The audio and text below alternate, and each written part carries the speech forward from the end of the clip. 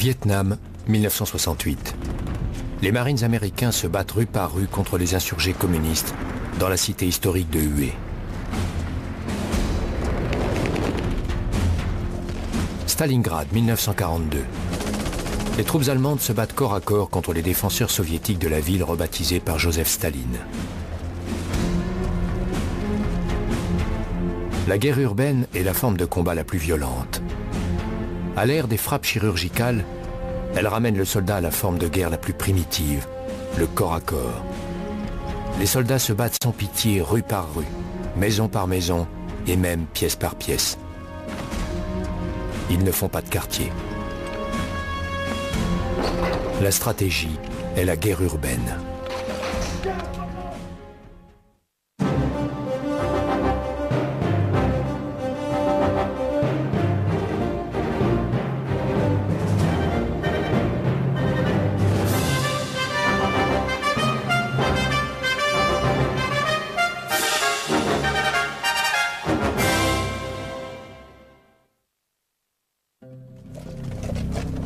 Les troupes américaines s'entraînent à la guerre urbaine dans les installations spéciales de Fort Hood au Texas. L'esprit d'équipe est vital. Chacun dépend des autres pour réussir l'opération et assurer sa survie. Les troupes britanniques font des exercices de guerre urbaine dans les installations militaires de Salisbury Plain. La moindre erreur peut avoir des conséquences fatales. Voici les conditions dans la réalité. Fallujah, Irak, novembre 2004, au lendemain de la guerre contre Saddam Hussein.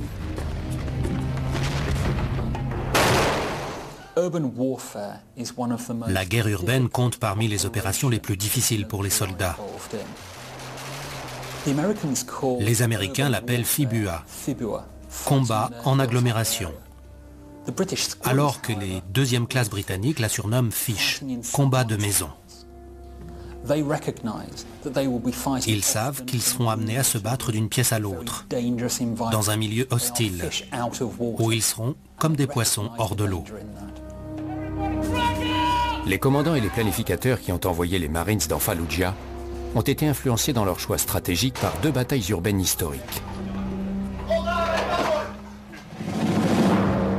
La bataille de Stalingrad pendant la Seconde Guerre mondiale et l'offensive communiste du Tet pendant la guerre du Vietnam. Le front de l'Est en été 1942. La Seconde Guerre mondiale est engagée depuis 3 ans. Les forces de l'Axe occupent l'Europe occidentale. L'année précédente, Hitler se tourne vers l'Est et lance l'opération Barbarossa contre l'Union soviétique. Le Führer décide de bombarder la ville de Stalingrad pour y empêcher toute concentration des forces soviétiques.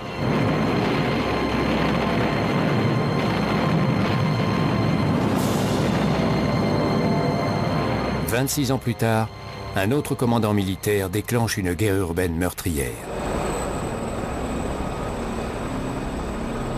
Vietnam, 1968, 6 ans après le début de l'engagement militaire des États-Unis.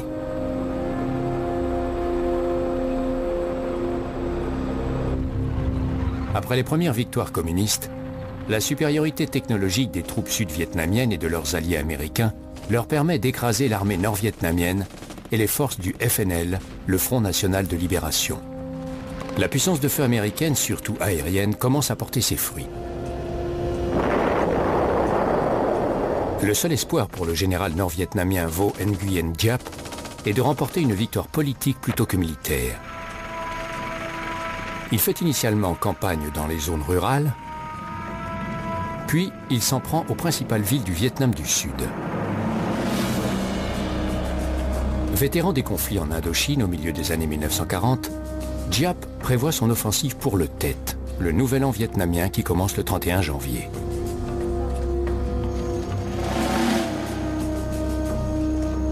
L'offensive du Tet et la bataille de Stalingrad sont deux batailles historiques séparées d'un quart de siècle. Pour gagner, le général allemand von Paulus en 1942 et le général nord-vietnamien Diap en 1968 doivent remplir les exigences stratégiques fondamentales de la guerre urbaine. L'objectif, les stratèges doivent savoir pourquoi ils engagent leurs troupes dans ce plan de bataille très risqué et dangereux. La vitesse et la surprise. L'offensive initiale doit être aussi rapide qu'imprévue pour empêcher l'adversaire de se préparer et de concentrer ses forces. La poussée en avant. Les troupes doivent continuer sur leur lancée pour empêcher les défenseurs de s'organiser ou de ralentir leur progression. Le ravitaillement. Tout en s'efforçant de franchir les lignes de défense, l'agresseur doit aussi assurer les ravitaillements en vivres et en munitions.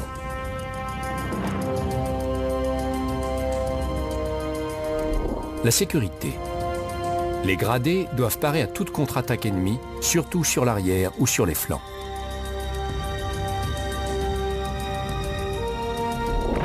La stratégie de sortie. Les commandants doivent prévoir le moment et la façon de se replier en cas de besoin.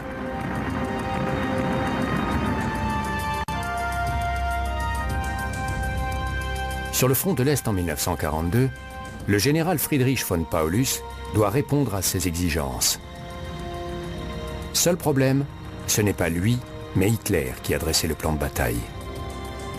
Dans sa campagne initiale pour s'emparer du Caucase, Hitler ne tient pas compte de la ville soviétique de Stalingrad. Mais l'été 1942 se passe très bien pour ses troupes. Conséquence, pour prévenir toute concentration des forces soviétiques, Hitler décide de prendre la ville. Stalingrad compte 500 000 habitants. Situé sur la rive occidentale de la Volga, c'est un nœud ferroviaire et routier crucial. Mais ce n'est pas un objectif militaire facile. Elle s'étend sur une trentaine de kilomètres le long de la rive ouest escarpée de la Volga. Au nord se dressent les complexes industriels en béton gris, l'usine de tracteurs qui produit alors un quart des blindés et autres véhicules de l'armée rouge, la fabrique d'armes Barricade, le site sidérurgique Octobre Rouge et l'usine chimique L'Azur. Ces sites constituent d'excellentes zones de repli pour les défenseurs et peuvent devenir des forteresses imprenables.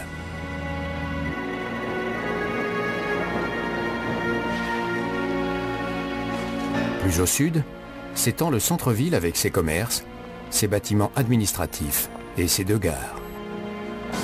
Le tout forme un labyrinthe inextricable dans lequel les attaquants risquent d'être pris dans une souricière. Mais il y a un autre facteur déterminant. La Tsaritsa traverse la ville au fond d'une gorge profonde de 60 mètres avant de rejoindre la Volga. Aucun pont n'enjambe la Volga.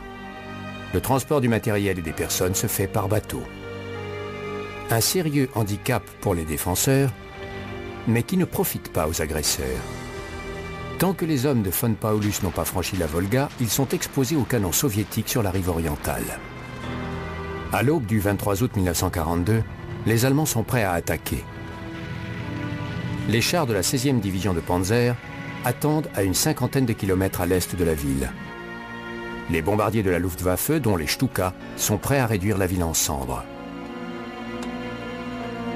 Les forces de l'Axe vont passer à la forme de combat la plus meurtrière, la guerre urbaine. Les soldats pourront vérifier si leurs supérieurs ont rempli les exigences stratégiques de ce plan de bataille.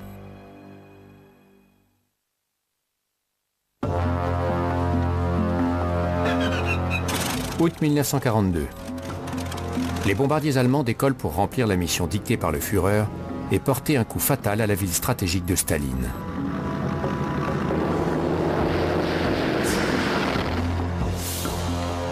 Janvier 1968. Les soldats de l'armée régulière nord-vietnamienne et les rebelles sud-vietnamiens se préparent à frapper au cœur de Saigon et d'autres villes du Vietnam du Sud.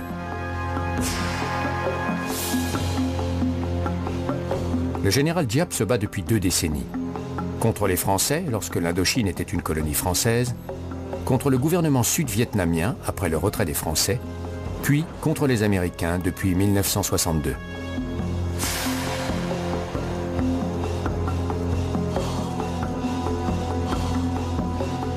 Jusqu'en 1967, la stratégie de Giap repose sur des frappes de petite ou moyenne envergure sur des cibles choisies, ainsi que sur des actions quotidiennes de faible ampleur pour harceler ses ennemis.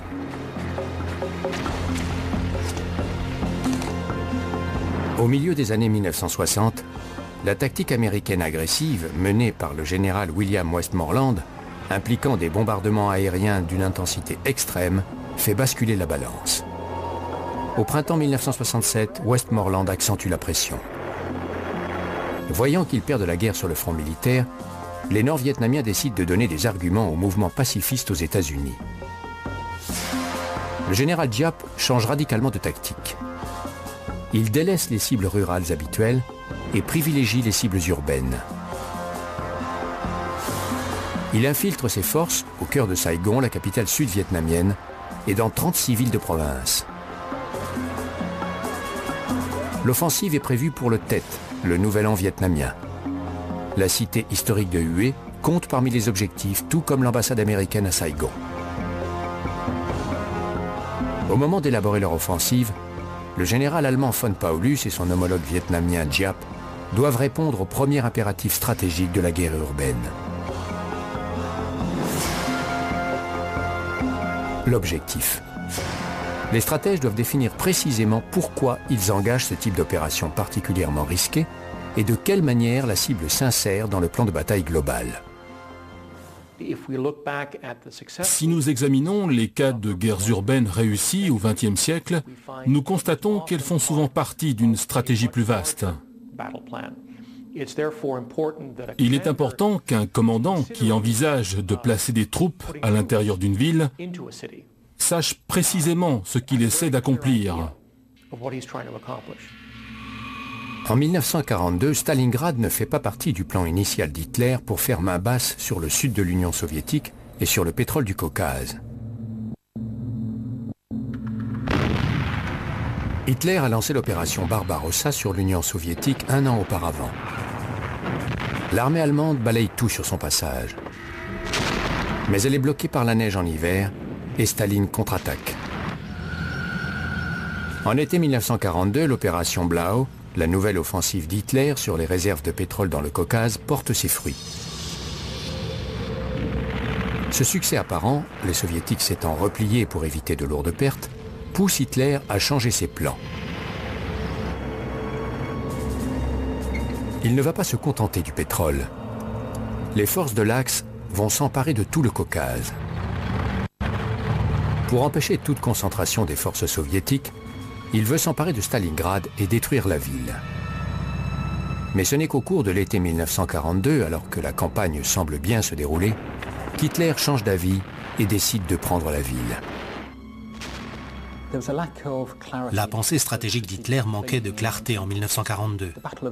La bataille de Stalingrad a été menée sur une arrière-pensée à la fin de cette même année.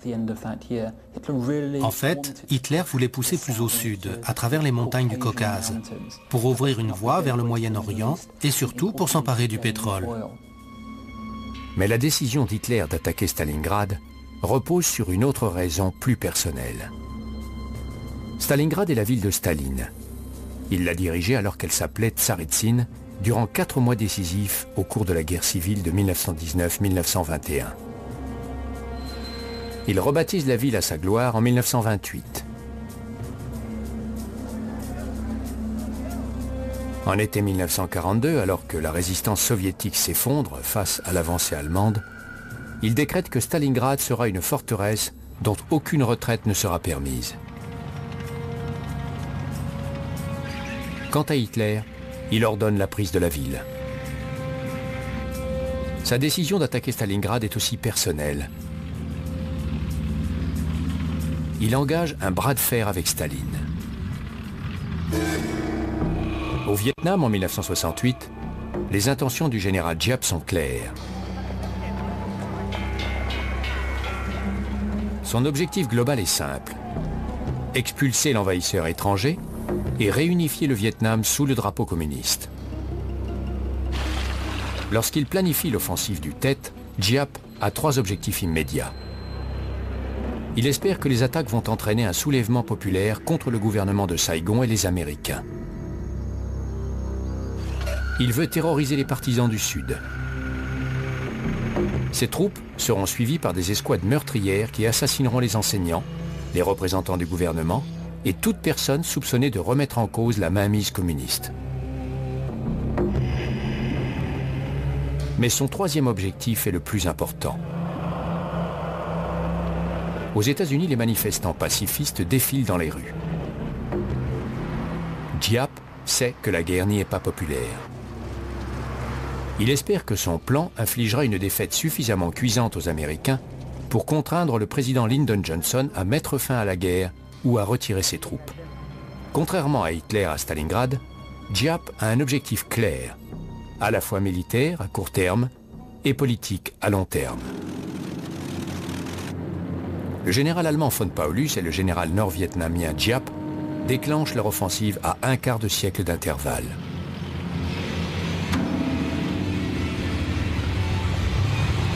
À la mi-août 1942, von Paulus est prêt à attaquer Stalingrad selon les plans de Hitler.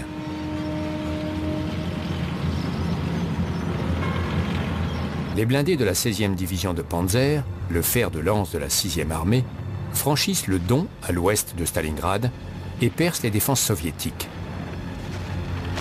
Ils ne sont plus qu'à 50 km de la ville.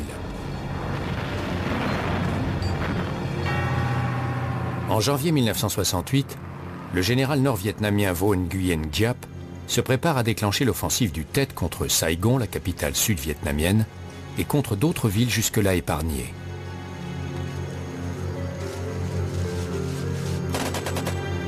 Il a tout prévu. Il a fait venir des munitions par le Cambodge et les a stockées dans des réseaux de galeries secrètes.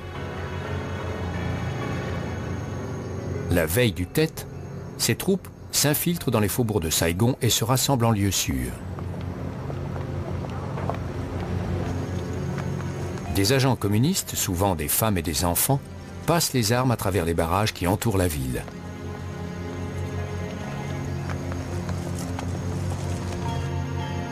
Comme Giap ne peut pas faire entrer d'armes lourdes ou de pièces d'artillerie, ses troupes devront s'emparer de celles des arsenaux sud-vietnamiens. Enfin, tout est prêt. Les deux généraux vont lancer leur offensive et répondre à la seconde exigence stratégique de la guerre urbaine. Vitesse et surprise. L'assaut initial doit être rapide et inattendu pour empêcher les défenseurs de se préparer et de déplacer leurs forces. À Stalingrad, la surprise revêt moins d'importance que la vitesse. Lorsque la résistance soviétique s'effondre face à l'avancée de l'Axe au cours de l'été, Staline s'attend à une attaque de la ville.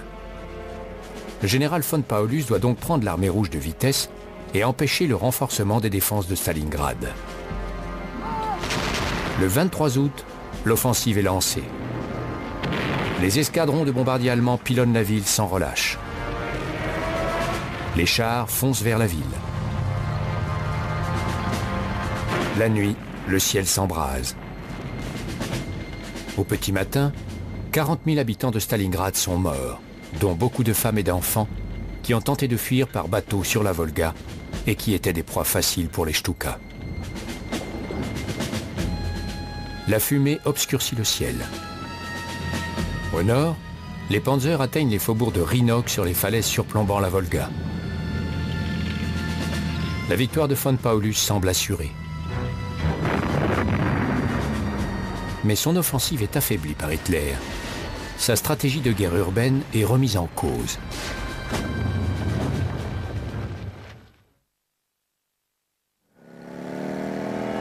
Août 1942. Le général allemand Friedrich von Paulus lance l'assaut contre la ville soviétique de Stalingrad. Mais ses plans sont bouleversés. Un mois plus tôt, pensant que Stalingrad capitulerait facilement, Hitler déplace la 4e armée de Panzer vers le sud. 2 semaines plus tard, il change d'avis. Mais l'offensive est irrémédiablement affaiblie. Les unités blindées qui attaquent par le sud sont insuffisantes. Les soldats sont épuisés. Leur progression est ralentie par les ravins qui découpent le secteur. Ce n'est qu'au dernier jour d'août qu'elle perce les défenses soviétiques et qu'elle progresse vers le centre-ville.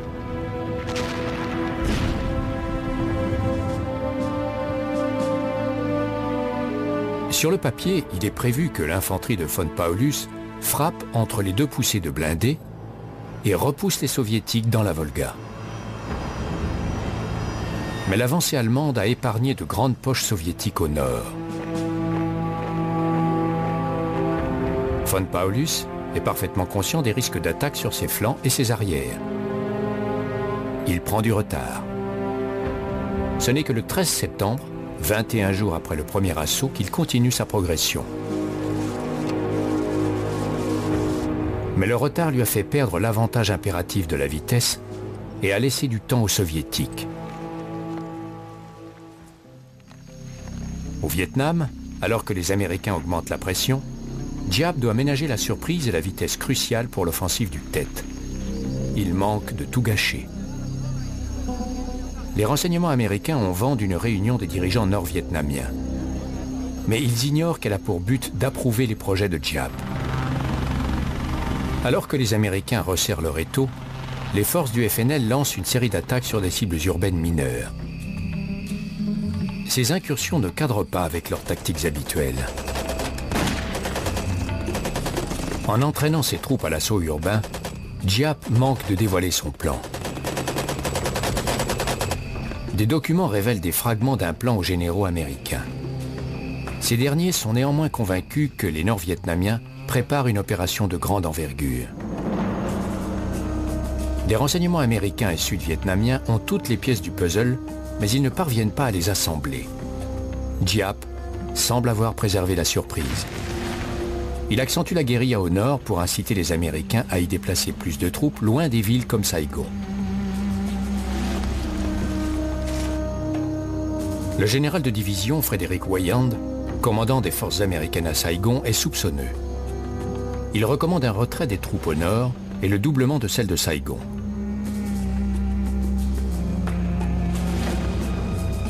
La veille du Tet, le commandant en chef Westmoreland est si inquiet qu'il demande aux Sud-Vietnamiens d'annuler le cessez-le-feu prévu avec le FNL pour le Tet.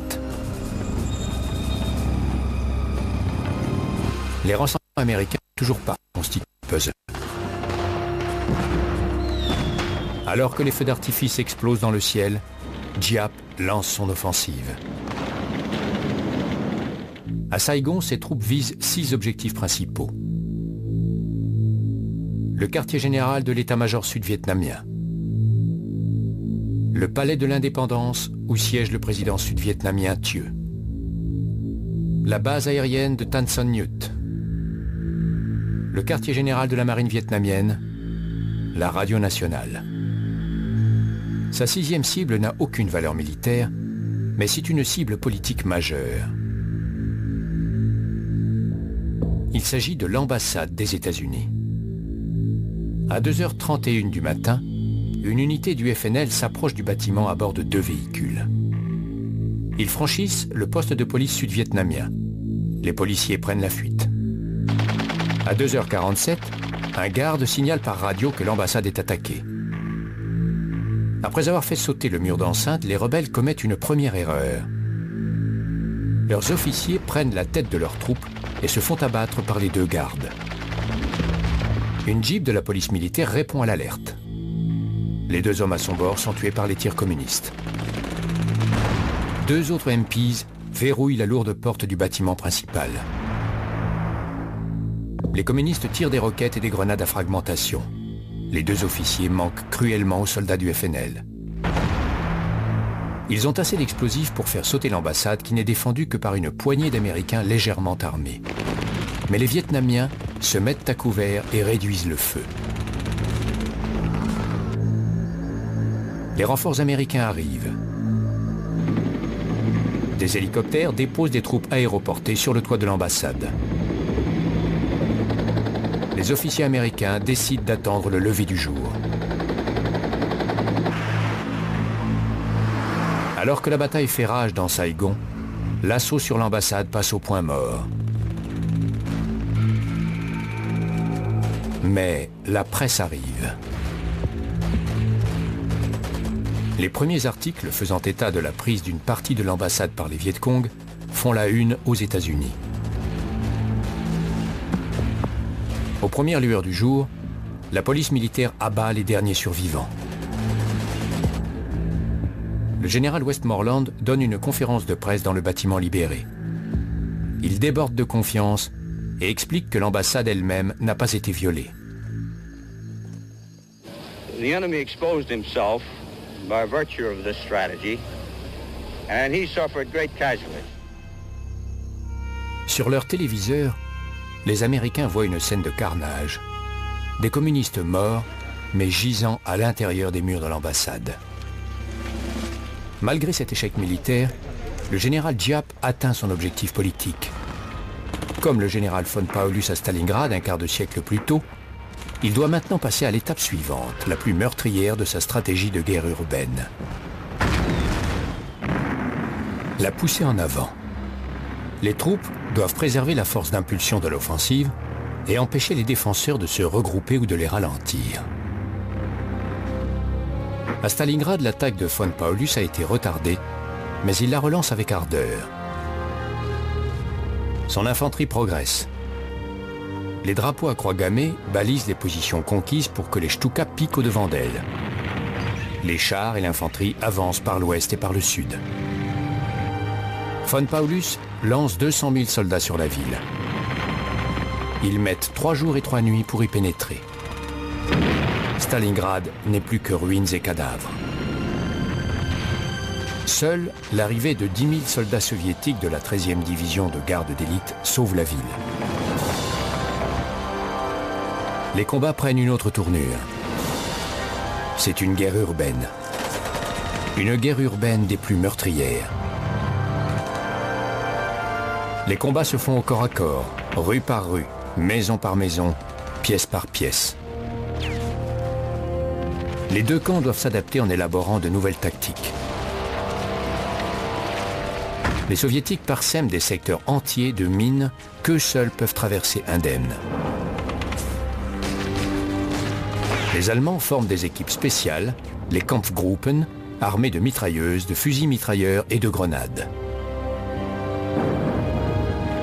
Toutefois, le MP40, le pistolet mitrailleur des Allemands, n'est pas adapté à cette forme de combat. À cause de son long chargeur, il n'est pas possible de tirer en position couchée sur le ventre. Il faut soit se tenir debout, on devient alors une cible facile, soit faire feu en se cachant derrière un coin. Quoi qu'on fasse, on risque d'être pris pour cible. Or, c'est ce qu'on cherche à éviter en milieu urbain. En revanche, les Soviétiques ont une arme parfaitement adaptée. Des fusils mitrailleurs simples, mais en grande quantité. Une escouade de 7 ou 8 soldats soviétiques armés de fusils mitrailleurs avait bien plus de puissance de feu à courte portée qu'une escouade d'autant de soldats allemands armés d'une seule mitrailleuse légère. Début octobre, von Paulus lance un assaut qu'il espère décisif contre les 3 derniers foyers de résistance soviétique. L'usine de tracteurs, la fabrique d'armes Barricade et le complexe sidérurgique Octobre Rouge. En 10 jours, ils prennent la moitié de l'usine Octobre Rouge et la majorité du complexe Barricade. Début novembre, von Paulus a réduit les secteurs aux mains des Soviétiques à 2 petites enclaves. L'une fait 13 km de long sur 1,5 km de large. L'autre est plus petite encore. Von Paulus semble avoir repris sa poussée en avant. Il est à 2 doigts de la victoire. Au Vietnam, 26 ans plus tôt, il est temps pour le général Giap de continuer sur sa lancée, en respectant ainsi l'exigence stratégique de la guerre urbaine.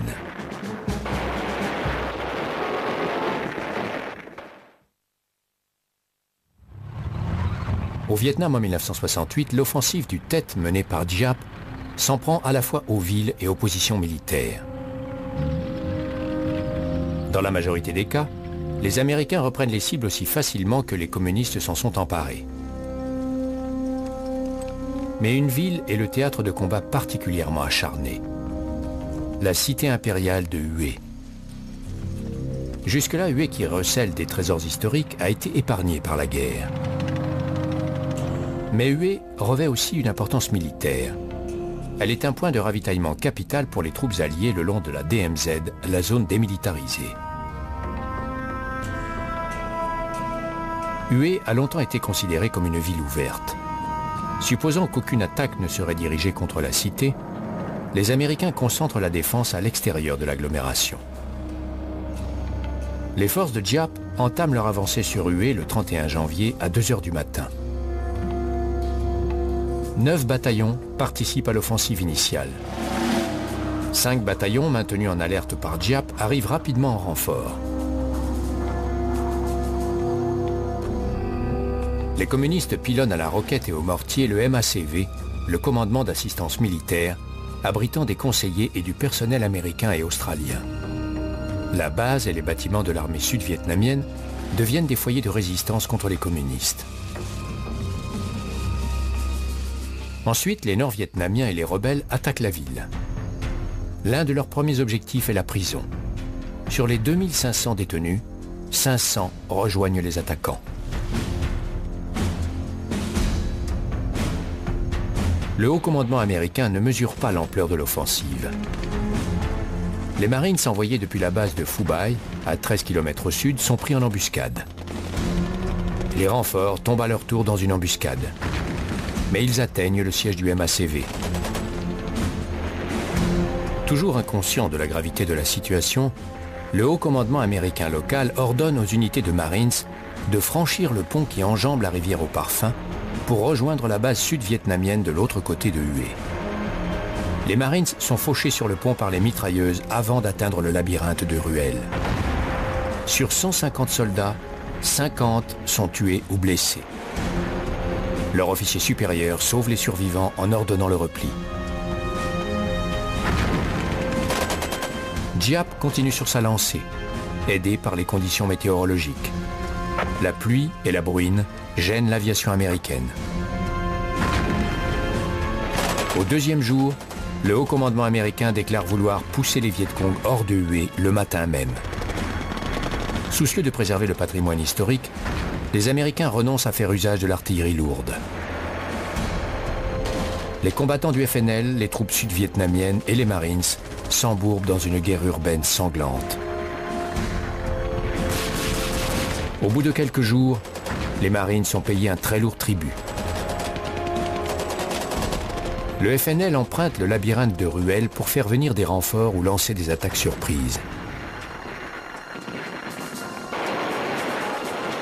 Les Marines font sauter les murs, puis progressent, conscients que l'ennemi est à l'affût. De jeunes Marines risquent leur vie pour traîner leurs compagnons blessés à l'abri. Le nombre de victimes augmente. Des Marines blessés de 18 et 19 ans refusent d'être évacués en hélicoptère et retournent au combat. Hué, c'est Stalingrad un quart de siècle plus tard.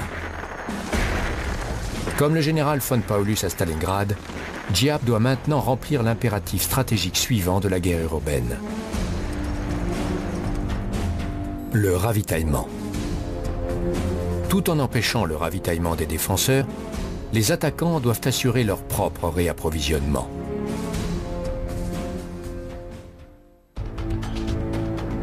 À Stalingrad en 1942, alors que le froid se fait plus mordant, les Allemands semblent l'emporter.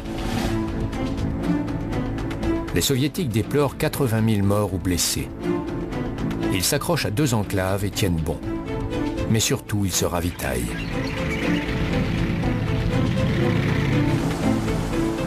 Des flottilles de petites embarcations protégées par des canonnières assurent plus de 35 000 passages sur la Volga et acheminent vivres et hommes dans Stalingrad.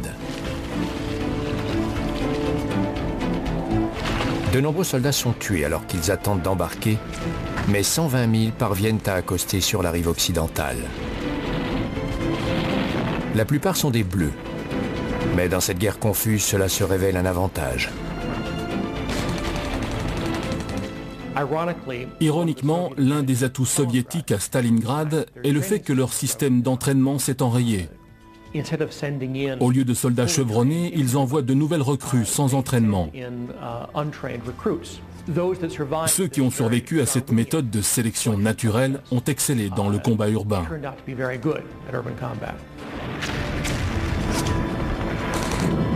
Von Paulus est confronté à des problèmes de ravitaillement. Ces colonnes s'étirent sur 1300 km. Les dégâts causés par les bombes compliquent l'acheminement du ravitaillement à travers la ville.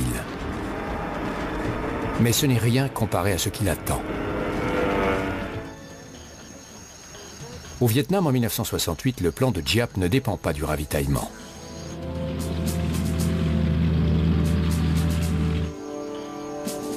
À Saigon, les forces de Giap prévoient de s'emparer des armes lourdes de l'ennemi. Mais souvent, comme au complexe logistique de Long Binh, ils sont repoussés par la puissance de feu américaine, renforcés par des troupes venues d'autres secteurs. À Hue, Giap ravitaille ses forces à partir de bases établies spécialement pour l'opération. À Stalingrad, un quart de siècle plus tôt, l'hiver russe resserre son étau.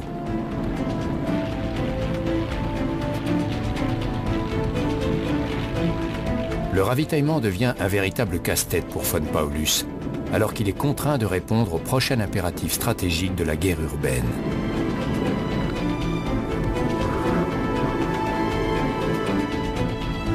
La sécurité.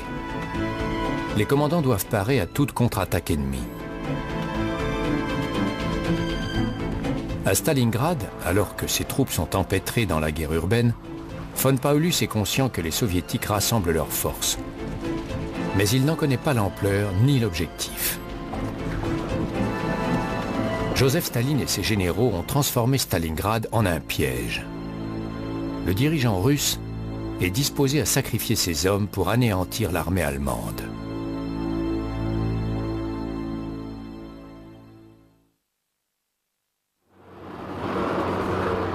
Le plan prévu par Staline pour piéger les Allemands à Stalingrad est impitoyable.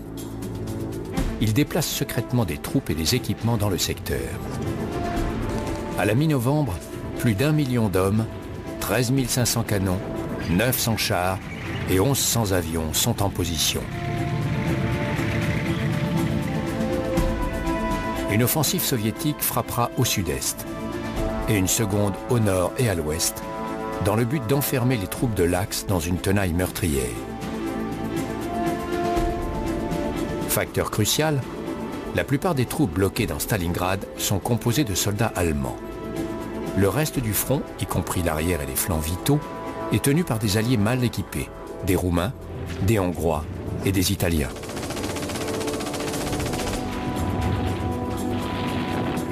Les Soviétiques frappent à l'aube du 19 novembre. Au bout de 4 jours de combat sur les flancs allemands, les deux bras de la tenaille de l'armée rouge se rejoignent. Un quart de million d'Allemands sont pris au piège à l'est dans Stalingrad. Hitler a échoué à remplir l'impératif stratégique de sécurité. Cela va lui coûter très cher. Au Vietnam, alors que les forces américaines ripostent, Giap ne se soucie pas de la sécurité. Son plan pour l'offensive du Tet prévoit que ses troupes s'empareront facilement des cibles, mais également que l'armée sud-vietnamienne et surtout américaine les reprendra tout aussi facilement.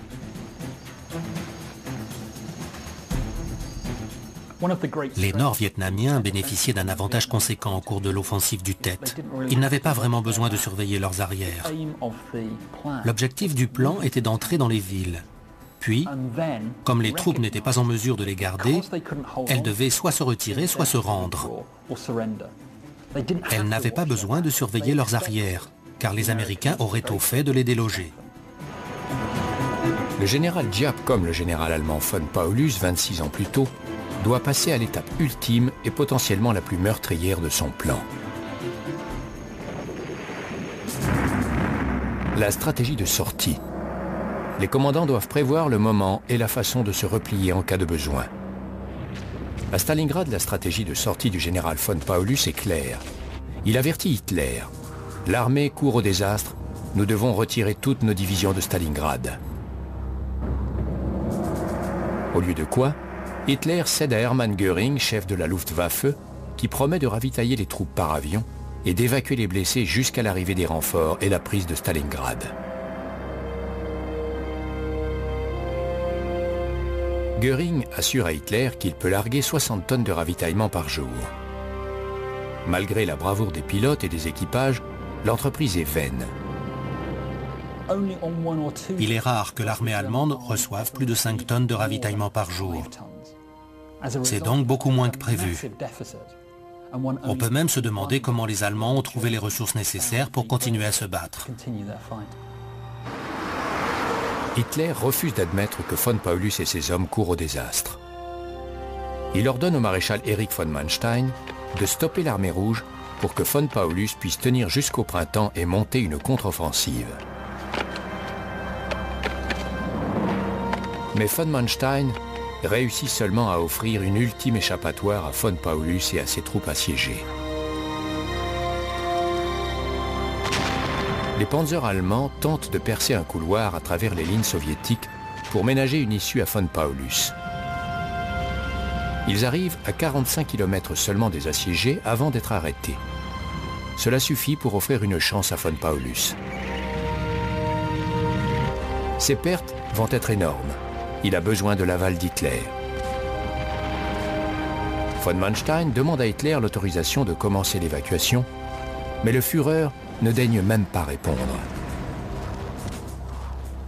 Von Paulus et ses hommes doivent continuer à se battre alors que leur situation devient désespérée. Le seul jour de Noël, 1280 soldats allemands meurent de froid, de faim ou du typhus. Pour survivre, ils mangent les chevaux, les chiens, même les cadavres gelés de leurs camarades. Le 31 janvier, von Paulus capitule. Les 5 mois de la bataille de Stalingrad ont coûté la vie à plus de 750 000 soldats de l'armée allemande. Les pertes soviétiques, parmi lesquelles de nombreux civils, sont équivalentes. 108 000 Allemands sont faits prisonniers et envoyés vers un sort incertain. Seuls 5 000 d'entre eux reverront un jour l'Allemagne.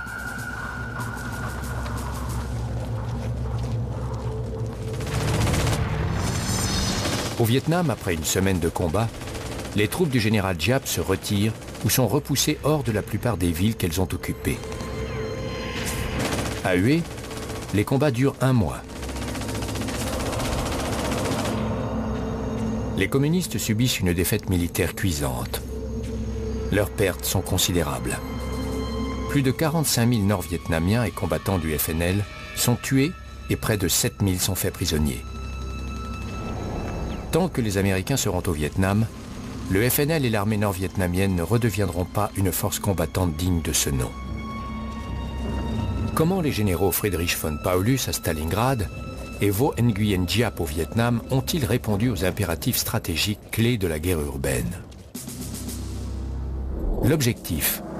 À Stalingrad, von Paulus a été pénalisé par les hésitations de Hitler, qui a tardé à ordonner l'attaque de la ville.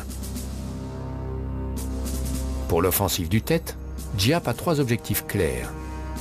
Déclencher un soulèvement populaire, éliminer ses opposants politiques et exercer une pression sur le gouvernement américain.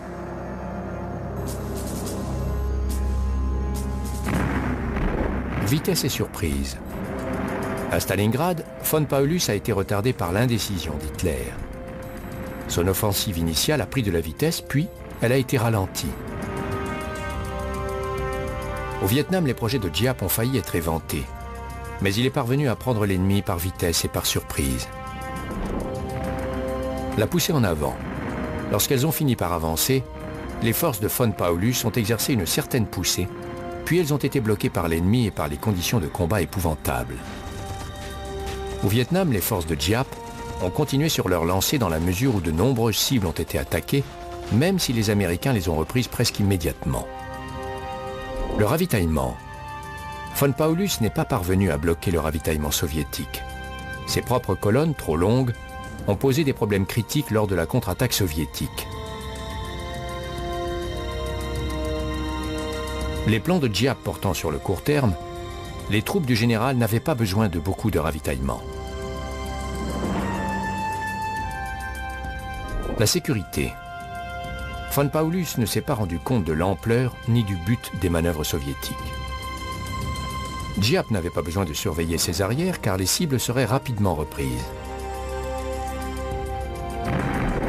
La stratégie de sortie. Von Paulus n'avait pas de stratégie de sortie. Quand il a demandé à être évacué de Stalingrad, Hitler a refusé. Au départ, la stratégie de sortie de Giap comprenait un soulèvement populaire. Comme il ne s'est pas produit, il a autorisé ses troupes à se retirer car leur rôle dans le plan global était terminé.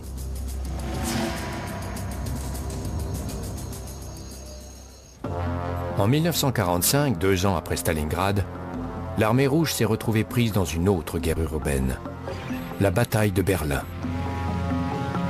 Le 1er avril 1945, Staline convoque ses meilleurs officiers au Kremlin, y compris le maréchal Zhukov, l'architecte de la bataille de Stalingrad.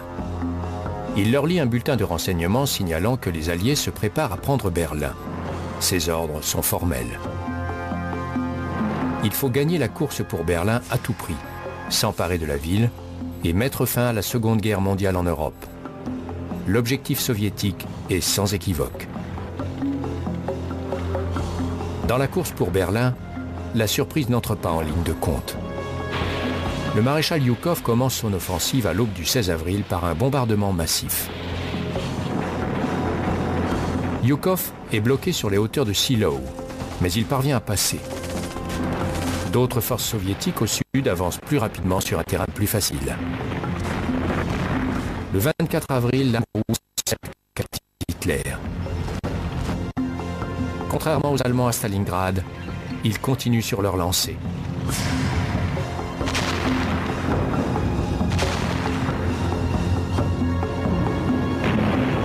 Les Soviétiques lancent l'offensive finale le 26 avril, précédée par des attaques aériennes massives. Les combats de rue qui suivent sont atroces.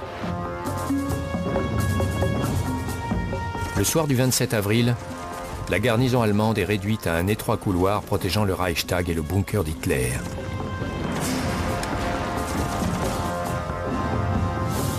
La sécurité et le ravitaillement ne sont pas à l'ordre du jour.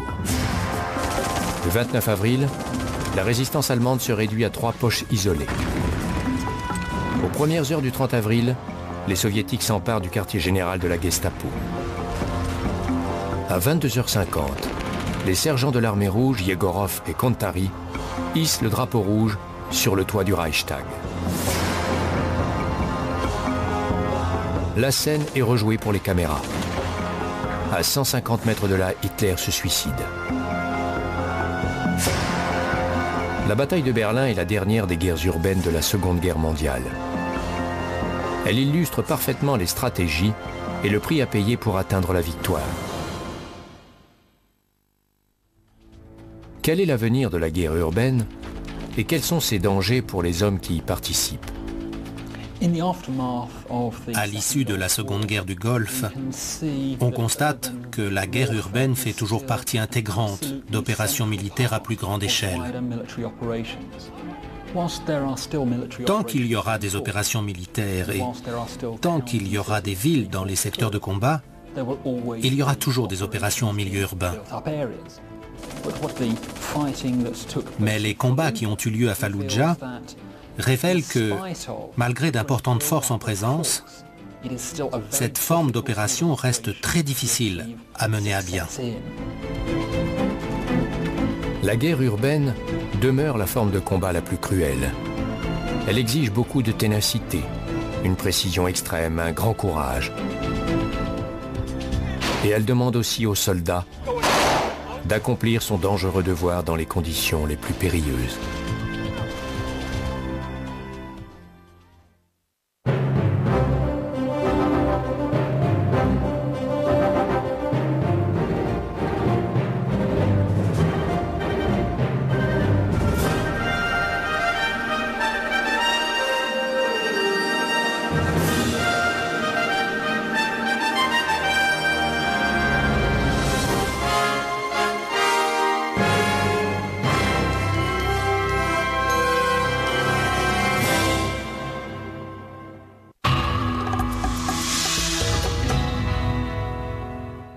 À 50 km de la ville. En janvier 1968, le général nord-vietnamien Vo Nguyen Giap se prépare à déclencher l'offensive du Tet contre Saigon, la capitale sud-vietnamienne, et contre d'autres villes jusque-là épargnées.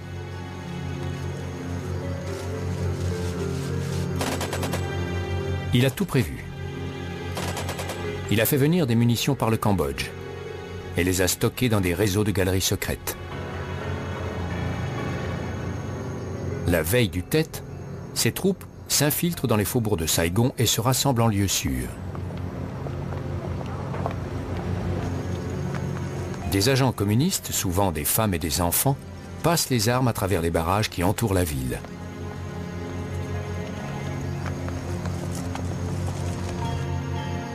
Comme Giap ne peut pas faire entrer d'armes lourdes ou de pièces d'artillerie, ces troupes devront s'emparer de celles des arsenaux sud-vietnamiens. Enfin, tout est prêt. Les deux généraux vont lancer leur offensive et répondre à la seconde exigence stratégique de la guerre urbaine. Vitesse et surprise. L'assaut initial doit être rapide et inattendu pour empêcher les défenseurs de se préparer et de déplacer leurs forces. À Stalingrad, la surprise revêt moins d'importance que la vitesse. Lorsque la résistance soviétique s'effondre face à l'avancée de l'Axe au cours de l'été, Staline s'attend à une attaque de la ville. Le général von Paulus doit donc prendre l'armée rouge de vitesse et empêcher le renforcement des défenses de Stalingrad. Le 23 août, l'offensive est lancée. Les escadrons de bombardiers allemands pilonnent la ville sans relâche. Les chars foncent vers la ville. La nuit, le ciel s'embrase. Au petit matin, 40 000 habitants de Stalingrad sont morts, dont beaucoup de femmes et d'enfants qui ont tenté de fuir par bateau sur la Volga et qui étaient des proies faciles pour les Stukas. La fumée obscurcit le ciel. Au nord, les panzers atteignent les faubourgs de Rhinok sur les falaises surplombant la Volga. La victoire de von Paulus semble assurée. Mais son offensive est affaiblie par Hitler. Sa stratégie de guerre urbaine est remise en cause.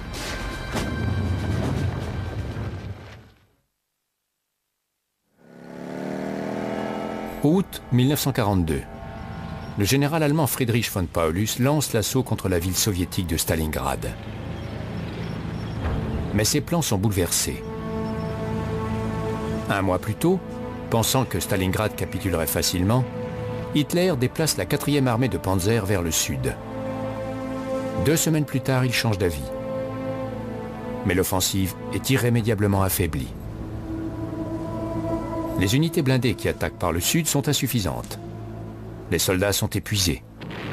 Leur progression est ralentie par les ravins qui découpent le secteur. Ce n'est qu'au dernier jour d'août qu'elle perce les défenses soviétiques et qu'elle progresse vers le centre-ville.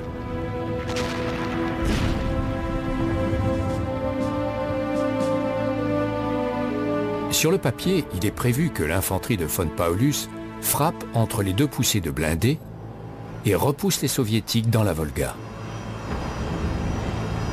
Mais l'avancée allemande a épargné de grandes poches soviétiques au nord.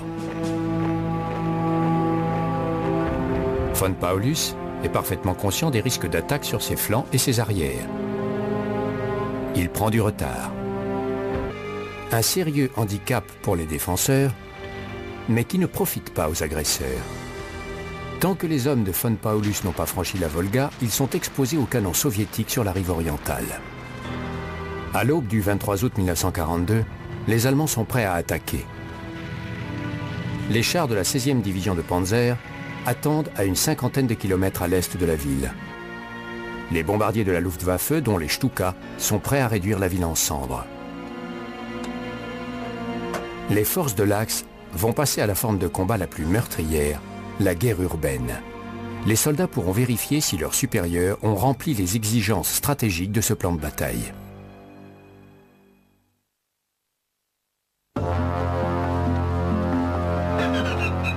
Août 1942. Les bombardiers allemands décollent pour remplir la mission dictée par le Führer et porter un coup fatal à la ville stratégique de Staline.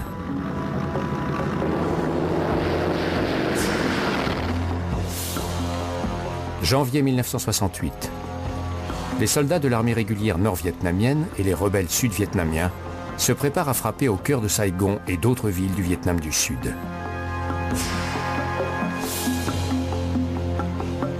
Le général Giap se bat depuis 2 décennies. Contre les Français, lorsque l'Indochine était une colonie française, contre le gouvernement sud-vietnamien, après le retrait des Français, puis contre les Américains depuis 1962.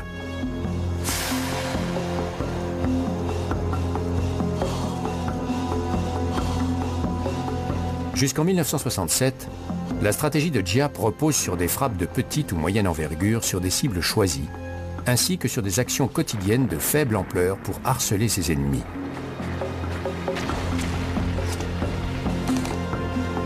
Au milieu des années 1960, la tactique américaine agressive menée par le général William Westmoreland, impliquant des bombardements aériens d'une intensité extrême, fait basculer la balance. Au printemps 1967, Westmoreland accentue la pression. Voyant qu'il perd de la guerre sur le front militaire, les Nord-Vietnamiens décident de donner des arguments au mouvement pacifiste aux États-Unis. Le général Giap change radicalement de tactique. Il délaisse les cibles rurales habituelles et privilégie les cibles urbaines. Il infiltre ses forces au cœur de Saigon, la capitale sud-vietnamienne, et dans 36 villes de province. L'offensive est prévue pour le Tet, le nouvel an vietnamien. La cité historique de Hue compte parmi les objectifs, tout comme l'ambassade américaine à Saigon. Au moment d'élaborer leur offensive, le général allemand von Paulus et son homologue vietnamien Giap doivent répondre au premier impératif stratégique de la guerre urbaine. L'objectif. Les stratèges doivent définir précisément pourquoi ils engagent ce type d'opération particulièrement risquée et de quelle manière la cible s'insère dans le plan de bataille global. Si nous examinons les cas de guerres urbaines réussies au XXe siècle, nous constatons qu'elles font souvent partie d'une stratégie plus vaste. Il est important qu'un commandant qui envisage de placer des troupes à l'intérieur d'une ville sache précisément ce qu'il essaie d'accomplir. En 1942, Stalingrad ne fait pas partie du plan initial d'Hitler pour faire main basse sur le sud de l'Union soviétique et sur le pétrole du Caucase. Hitler a lancé l'opération Barbarossa sur l'Union soviétique un an auparavant. L'armée allemande balaye tout sur son passage. Mais elle est bloquée par la neige en hiver et Staline contre-attaque. En été 1942, l'opération Blau, la nouvelle offensive d'Hitler sur les réserves de pétrole dans le Caucase, porte ses fruits. Ce succès apparent, les soviétiques s'étant repliés pour éviter de lourdes pertes, pousse Hitler à changer ses plans. Il ne va pas se contenter du pétrole. Les forces de l'Axe vont s'emparer de tout le Caucase. Pour empêcher toute concentration des forces soviétiques, il veut s'emparer de Stalingrad et détruire la ville. Mais ce n'est qu'au cours de l'été 1942, alors que la campagne semble bien se dérouler, qu'Hitler change d'avis et décide de prendre la ville. La pensée stratégique d'Hitler manquait de clarté en 1942. La bataille de Stalingrad a été menée sur une arrière-pensée à la fin de cette même année. En fait, Hitler voulait pousser plus au sud, à travers les montagnes du Caucase, pour ouvrir une voie vers le Moyen-Orient et surtout pour s'emparer du pétrole. Mais la décision d'Hitler d'attaquer Stalingrad repose sur une autre raison plus personnelle. Stalingrad est la ville de Staline. Il l'a dirigée alors qu'elle s'appelait Tsaritsyn, durant 4 mois décisifs au cours de la guerre civile de 1919-1921. Il rebaptise la ville à sa gloire en 1928. En été 1942, alors que la résistance soviétique s'effondre face à l'avancée allemande, il décrète que Stalingrad sera une forteresse dont aucune retraite ne sera permise. Quant à Hitler, il ordonne la prise de la ville. Sa décision d'attaquer Stalingrad est aussi personnelle. Il engage un bras de fer avec Staline. Au Vietnam, en 1968, les intentions du général Giap sont claires. Son objectif global est simple: expulser l'envahisseur étranger et réunifier le Vietnam sous le drapeau communiste. Lorsqu'il planifie l'offensive du Tet, Giap a 3 objectifs immédiats. Il espère que les attaques vont entraîner un soulèvement populaire contre le gouvernement de Saigon et les Américains. Il veut terroriser les partisans du Sud. Ces troupes seront suivies par des escouades meurtrières qui assassineront les enseignants, les représentants du gouvernement et toute personne soupçonnée de remettre en cause la mainmise communiste. Mais son 3e objectif est le plus important. Aux États-Unis, les manifestants pacifistes défilent dans les rues. Giap sait que la guerre n'y est pas populaire. Il espère que son plan infligera une défaite suffisamment cuisante aux Américains pour contraindre le président Lyndon Johnson à mettre fin à la guerre ou à retirer ses troupes. Contrairement à Hitler à Stalingrad, Giap a un objectif clair, à la fois militaire à court terme et politique à long terme. Le général allemand von Paulus et le général nord-vietnamien Giap déclenchent leur offensive à un quart de siècle d'intervalle.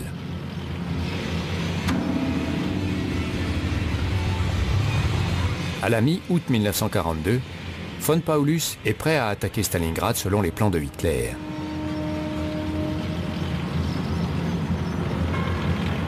Les blindés de la 16e division de Panzer, le fer de lance de la 6e armée, franchissent le Don à l'ouest de Stalingrad et percent les défenses soviétiques.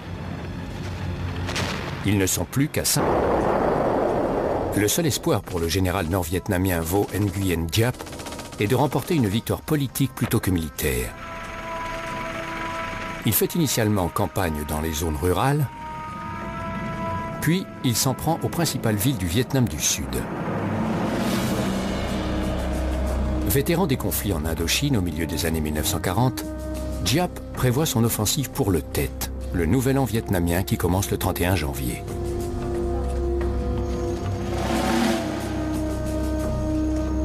L'offensive du Tet et la bataille de Stalingrad sont 2 batailles historiques séparées d'un quart de siècle. Pour gagner, le général allemand von Paulus en 1942 et le général nord-vietnamien Giap en 1968 doivent remplir les exigences stratégiques fondamentales de la guerre urbaine. L'objectif. Les stratèges doivent savoir pourquoi ils engagent leurs troupes dans ce plan de bataille très risqué et dangereux.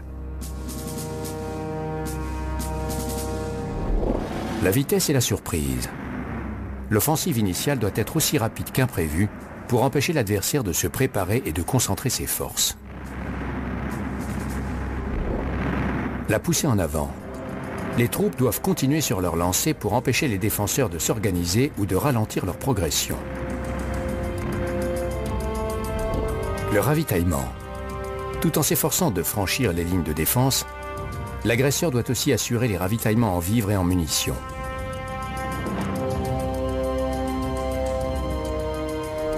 La sécurité. Les gradés doivent parer à toute contre-attaque ennemie, surtout sur l'arrière ou sur les flancs.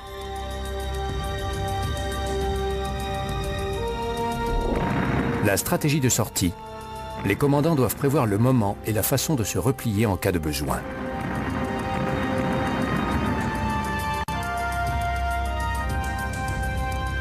Sur le front de l'Est en 1942, le général Friedrich von Paulus doit répondre à ces exigences. Seul problème, ce n'est pas lui, mais Hitler qui a dressé le plan de bataille. Dans sa campagne initiale pour s'emparer du Caucase, Hitler ne tient pas compte de la ville soviétique de Stalingrad. Mais l'été 1942 se passe très bien pour ses troupes. Conséquence, pour prévenir toute concentration des forces soviétiques, Hitler décide de prendre la ville. Stalingrad compte 500 000 habitants. Situé sur la rive occidentale de la Volga, c'est un nœud ferroviaire et routier crucial. Mais ce n'est pas un objectif militaire facile. Elle s'étend sur une trentaine de kilomètres le long de la rive ouest escarpée de la Volga. Au nord se dressent les complexes industriels en béton gris, l'usine de tracteurs qui produit alors un quart des blindés et autres véhicules de l'armée rouge, la fabrique d'armes Barricade, le site sidérurgique Octobre Rouge et l'usine chimique L'Azur. Ces sites constituent d'excellentes zones de repli pour les défenseurs et peuvent devenir des forteresses imprenables.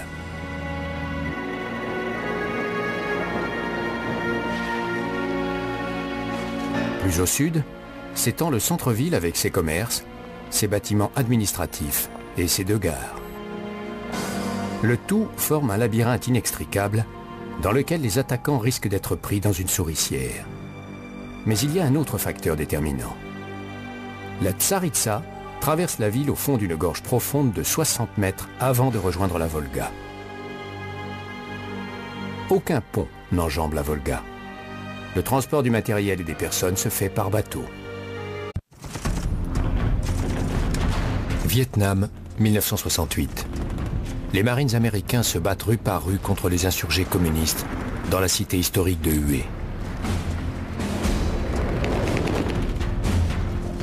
Stalingrad, 1942. Les troupes allemandes se battent corps à corps contre les défenseurs soviétiques de la ville rebaptisée par Joseph Staline. La guerre urbaine est la forme de combat la plus violente. À l'ère des frappes chirurgicales, elle ramène le soldat à la forme de guerre la plus primitive, le corps à corps. Les soldats se battent sans pitié rue par rue, maison par maison et même pièce par pièce.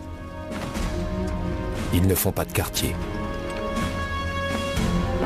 La stratégie est la guerre urbaine.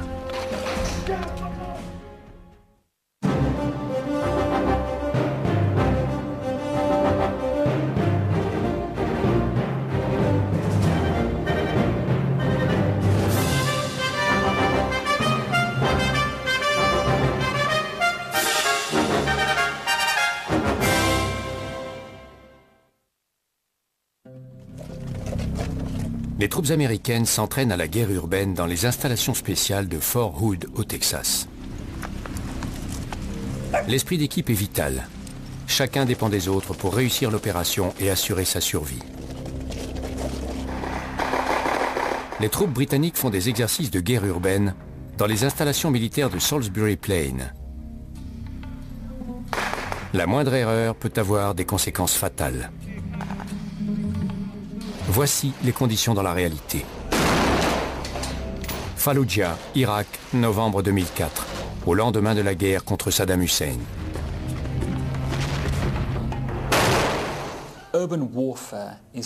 La guerre urbaine compte parmi les opérations les plus difficiles pour les soldats. Les Américains l'appellent FIBUA, combat en agglomération. Alors que les deuxième classes britanniques la surnomment Fish, combat de maison. Ils savent qu'ils seront amenés à se battre d'une pièce à l'autre, dans un milieu hostile, où ils seront comme des poissons hors de l'eau. Les commandants et les planificateurs qui ont envoyé les Marines dans Fallujah ont été influencés dans leur choix stratégique par 2 batailles urbaines historiques. La bataille de Stalingrad pendant la Seconde Guerre mondiale et l'offensive communiste du Tet pendant la guerre du Vietnam. Le front de l'Est en été 1942. La Seconde Guerre mondiale est engagée depuis 3 ans. Les forces de l'Axe occupent l'Europe occidentale. L'année précédente, Hitler se tourne vers l'Est et lance l'opération Barbarossa contre l'Union soviétique. Le Führer décide de bombarder la ville de Stalingrad pour y empêcher toute concentration des forces soviétiques.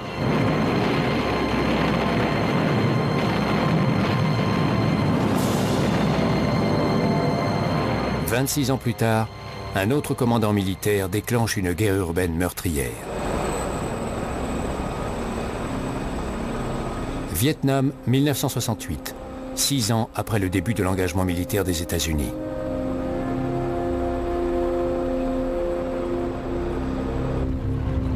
Après les premières victoires communistes, la supériorité technologique des troupes sud-vietnamiennes et de leurs alliés américains leur permet d'écraser l'armée nord-vietnamienne et les forces du FNL, le Front National de Libération. La puissance de feu américaine, surtout aérienne, commence à porter ses fruits.